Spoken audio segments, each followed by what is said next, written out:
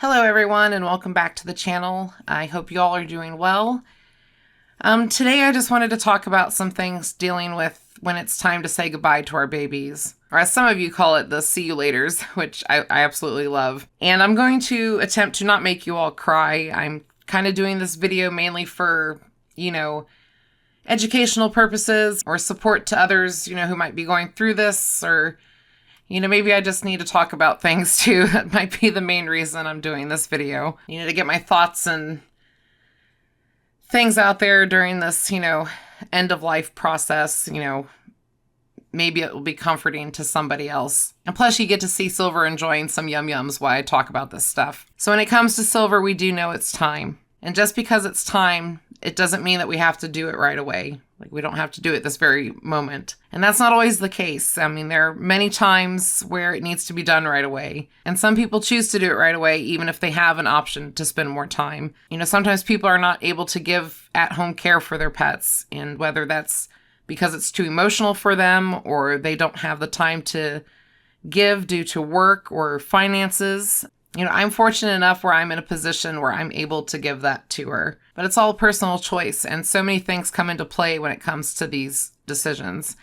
And don't worry, nobody's attacked me or anything or said anything nasty. It has been mentioned that it is obviously time for her, but nobody's been mean about it. At least I don't think they were being mean. And even though we know this is something we should do, and we will do, to make sure that she goes peacefully, there are still things, to prep for, or that we want to do with her in her final days or weeks in our case. It's all these things like, what blankets are we taking?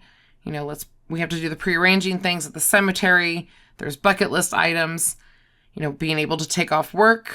Do I have enough chocolate to get through this, or any other kind of junk food, we have to put on the grocery list. There's things like that to think through and prep when you're making these decisions. And also making sure everyone in the household is ready for that day is really important because, even though she's my partner in crime and my everything, she also means so much to so many others, and the whole family has to be ready on that day. I guess my point is, if you're willing and able to keep them comfortable and care for them until that dreaded day, and your vet is on board with things too, it's okay to go through a process. It's okay to have a process as you're saying goodbye. Since Silver's last appointment, I did get some good moments, but they were just moments. They weren't good days. They were good moments. And I definitely got more signs this past week that I need to do this for her.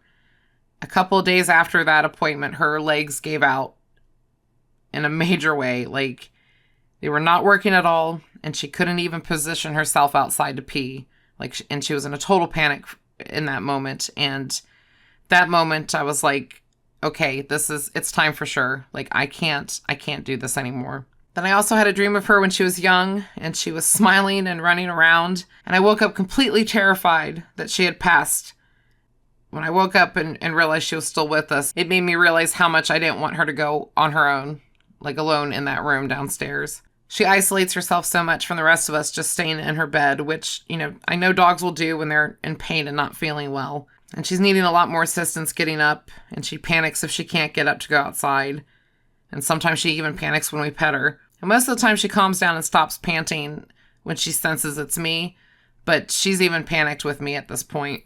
And she's starting to not finish meals, which could be a side effect of her hospice meds, but she's struggling with eating at times, and she can't hold her back end up the whole time while she's eating. She's obviously having an awesome time eating in this video, though.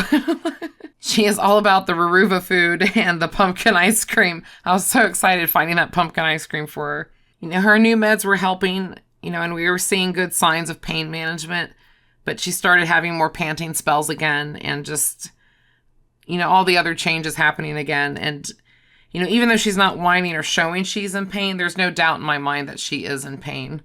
Dogs with physical pain not only isolate themselves, they will just refuse to move in general. They'll just stay in one spot. And some people think they're just sleeping, and yes, senior dogs do sleep extra long, the older they get, but it's almost like they're sleeping because they don't want to deal with the pain. And she's definitely doing all that. She's definitely staying in one spot and not even moving much, even while she's sleeping. Dogs and cats are notorious for masking their pain from us. But, it's not just the physical pain, it's the mental pain. Mental stress is a thing too that you need to look at with senior dogs, and her panic and anxiety over not being able to move and walk properly. It breaks my heart. And as much as I'm cleaning her and her bedding, she still smells a little bit like urine and many other old lady smells.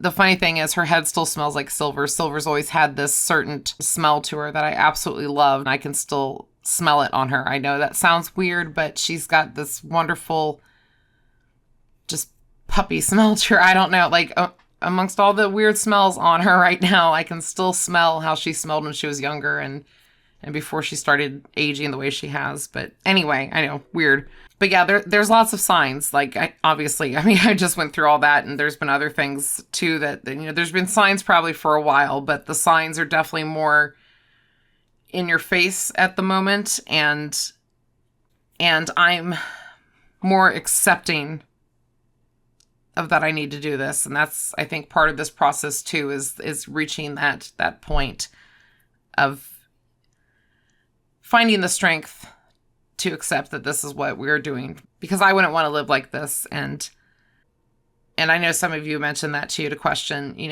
how would you feel about living that way? And I've thought about that before too. So and I wouldn't want to. I would be miserable having the way she struggles each day. And I'm sure after me listing everything, or if you watch my past videos of all of Silver's ailments, some people would be like, do it now. Other people would have been like, why didn't you do it a couple months ago? And it's really hard to just do it when it's your best friend who's been with you for almost 2 decades. And it also makes it really hard when she's not bothering anybody. She's not, some dogs when they have senility, which she does have senility, some will get aggressive when they're older. Some will do just weird things that affects the rest of the household, and she's not doing any of that. So that's another reason this makes it so hard. She's just not bugging or harming anybody. I guess what I'm trying to get at is that she looks so peaceful sleeping and just not bugging any of us, and then when she wakes up, it's a panic for all of us to make sure we're right there to, help her and everything. And she's in a panic, are you guys here? And I still have the strength and willingness to clean up after her, or carry her or guide her or whatever I can do to help her. But I know she is tired. I can see that. We are both tired.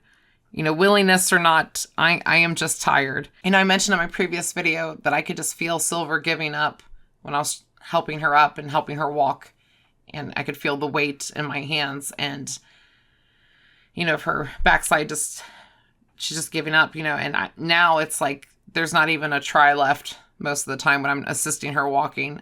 It's just very much a dead weight. Many people have told me to tell her that it's okay to go, and no matter how many times I tell her she can go and that mommy will be okay, I don't think she believes me. Or she can't hear me. I know her hearing's kind of gone, but, and I've laid with her and I've asked her, if she's ready. And, I don't get really any good indications, I get, once in a while I'll get a nudge, but I can never tell if it's, I'm ready, mama, or I'm not leaving yet, woman. I can never tell exactly what her response is for it. I've said it before and I'll say it again. Both of us are 2 stubborn ladies that just are having a really hard time letting go of each other. And the one thing I've been doing the past couple of days is I've been rereading some articles on end of life. A lot of the stuff I read back when, we had to say goodbye to our boys. And one thing that really struck me recently and that I really needed to be reminded of was the question of, will a catastrophic event happen in your pet's current condition? And that really hit me again, because it's something that I talked with my old vet when all this stuff started a couple years ago with Silver's legs. As it progressively got worse, it was, what if she breaks her leg when she falls? Things like that. In her current condition, we're watching her as much as possible, almost 24/7, but it's the what if moments, what if she gets up real quick and does something we're not aware of? And it reminded me of how extremely lucky we have been that Silver didn't break a bone or didn't slice herself open on something from a fall, or just any kind of, catastrophe event could have happened. And we've been very lucky that it hasn't. Because if that would happen, then it would definitely be, a rush to the vet, like, to do it. And I would hate myself for her having to go through something like that. But rereading those articles helped a lot. There was a lot of other things that I needed to be reminded of. There was a lot of other things that just got the medical side of my brain working more than my emotional side, to where I can start seeing things clearer, I guess. And she really does have like no interest in anything, well, except food. But just because they're eating and drinking doesn't mean that things are okay. Like, she has no interest in even coming to see us. Like, once in a while she'll acknowledge me or the pups, but it has to be when we come to her. She never makes an effort to come see us because she just can't. She's either in too much pain or she's lost all interest in life. So we're continuing her hospice care just for a little bit longer. And her hospice care is, specifically it's just, pain management, cleaning and aiding her and everything she needs. It's not always going to be, I guess I should say, simple for every situation. I know there's hospice care that, sometimes the vet will need to come to your house for visits for that, because it depends on, like, what, medications need to be administered, it depends on what your hospice plan is with your veterinarian, but ours is pretty simple, and I'm able to provide all that for her. But she seems to be comfortable for the most part. Normal activities are definitely very hard for her, and I can tell she's not happy. I even realized this week that I can't even remember the last time I saw her wag her tail. And that really messed with me, that it took me this long to realize her tail's been down for a really long time. And, her tail could be down because, she could have nerve damage back there. Like, the signals could just not be, responding. Or it's painful and that's why she keeps it down. Or she's just, that depressed. It's probably a combination of all the above.